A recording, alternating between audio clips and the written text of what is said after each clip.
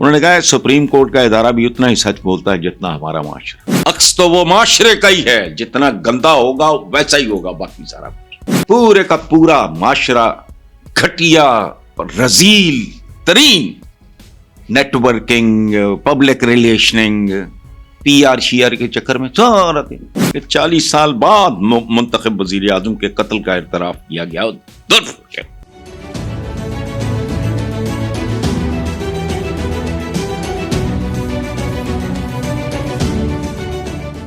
صدر من اللہ نے کہا ہے کہ سپریم کورٹ کا ادارہ بھی اتنا ہی سچ بولتا ہے جتنا ہمارا معاشرہ. سبحان اللہ. ایک تھوڑا سا گلہ ہے میرا جج صاحب کے ساتھ. اب مجھے عدلیہ سے نا ایک شکایت، جیسے اور کچھ جگہوں پہ بھی ہے، ہمارے کوئی لوگ چھین کے لے گئے. کبھی عطر من اللہ صاحب چینلز پہ ہوا کرتے تھے ہمارے ساتھ، وہ انہیں جو ایکسپرٹس یا جو بھی ہوتے ہیں پینل وغیرہ پہ، تو بڑی خوبصورت نپی تلی گفتگو ہوتی تھی ان کی. تو بہرحال عدلیہ نے چھین لیا. اب بات انہوں نے بڑی خوبصورت کی ہے، لیکن اس میں ایک تھوڑی سی کمی ہے. انہوں نے کہا سپریم کورٹ کا ادارہ بھی اتنا ہی سچ بولتا ہے جتنا ہمارا معاشرہ. نہیں، مزہ نہیں آیا جج صاحب. ادارے اور افراد میں فرق ہوتا ہے. عکس تو وہ معاشرے کا ہی ہے، جتنا گندا ہوگا ویسا ہی ہوگا باقی سارا کچھ. معاشرہ جتنا جس طرح کا ہوگا، لیکن اداروں کو تھوڑا ایج ہونا چاہیے. اتنا نہیں، آدھا، ان سے آدھا بولیں. جتنا جھوٹ ہمارا معاشرے میں ہے، اس سے ادارے میں ذرا تھوڑا کم ہو، 25% کم ہو آپس میں، ورنہ بات بنتی نہیں. سپریم کورٹ میں ایک ادارہ ہے، میں ایک فرد ہوں، چول، گھٹیا، فٹ پاتیا، جاہل. میرے ہتھیار ہی چاپلوسی، خوشامد، فلانا ہے، ادھر بڑھ جاؤ، ادھر بڑھ جاؤ، ادھر بڑھ جاؤ. تو پاکستان کا تو حلیہ ہی بگڑ گیا ہے. میں اقتصادیات وغیرہ کی بات نہیں کر رہا. پورے کا پورا معاشرہ گھٹیا، رذیل ترین networking, public relationing, P R شی آر کے چکر میں سارا دن. ہمارے اپنے ساتھی بے شمار، کوئی جم خانے بیٹھا ہے، کوئی رائل پام بیٹھا ہے، کوئی کسی ہوٹل بیٹھا ہے، وہ کسی. میرے بڑے بھائیوں کی طرح ہیں. سرور سکیرا صاحب دھنک کے بانی ایڈیٹر تھے، انہوں نے مجھے ادھر لے کے آئے تھے. تو 5-6 سال 7 سال پہلے کی بات ہے. ہمارے ادھر فارم ہاؤس میں بیٹھے بیٹھے انہوں نے مجھے کہا کہ میرے تو بڑے بھائیوں کی طرح، انہوں نے کہا حسن صاحب مجھے یہ بتائیں کہ یہ جتنے آپ لوگوں کے ادھر کولیگز ہیں، یہ تو سارا دن جم خانہ کو شام کو بیٹھا ہے، کوئی ادھر بیٹھا ہے، سارا دن پھرتے رہتے، پڑھتے کب ہیں؟ تو میں نے انہیں کہا سر بھائی، اور ان کا حال بھی دیکھ لیں، ان کا لیول بھی دیکھ لیں. تو یہ اس طرح کا ہے. اب کرنا چاہیے. دیکھیں نا، بات بہت طاقتور کی ہے عطر من اللہ صاحب نے کہ 40 سال بعد منتخب وزیر اعظم کے قتل کا اعتراف کیا گیا.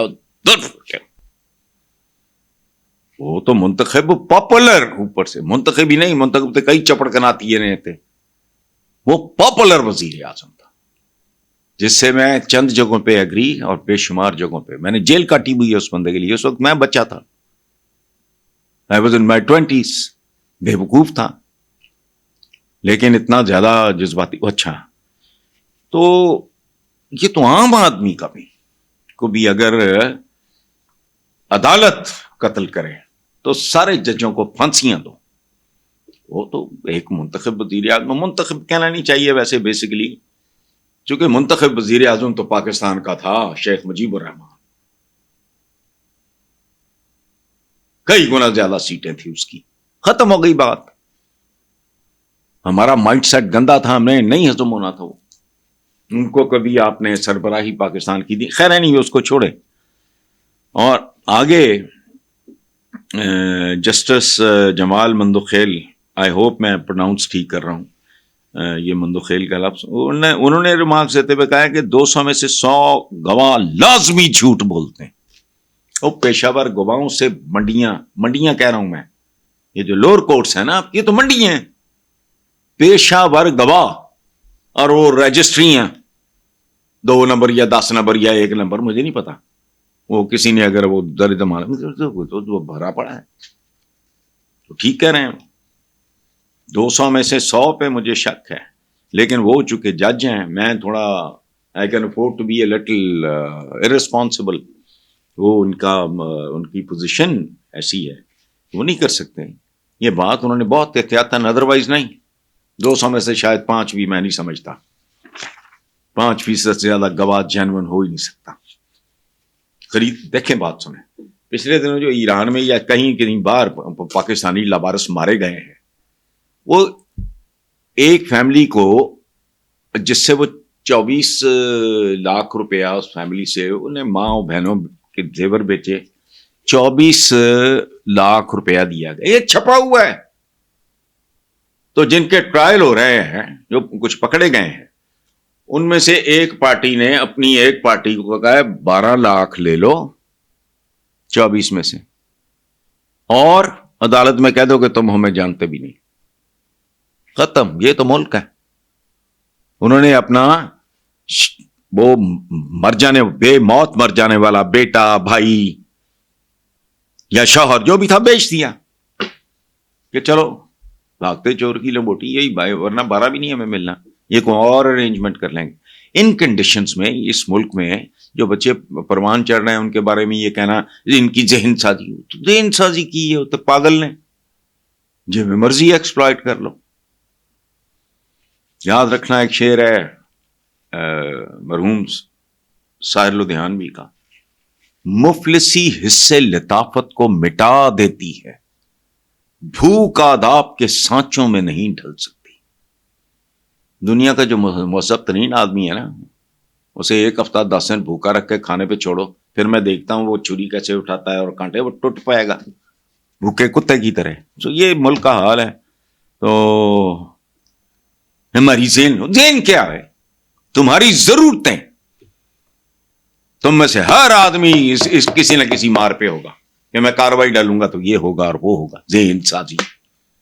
اچھا, خواجہ اسد خواصانے میں پہ ملوث مجرمان کو ملنے والی سزاؤں پہ کہنا ہے, ہونا تو یہ چاہیے تھا امریکہ برطانیہ کی طرح فورین صاحب بتاؤ جھڑ یار کی امریکہ برطانیہ کی طرح, یعنی کون ہے پتہ کی ہے.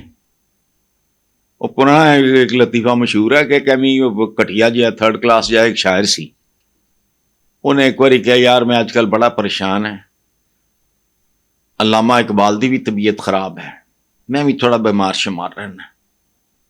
اس چبل کو شعر لکھنا نہیں آتا تھا.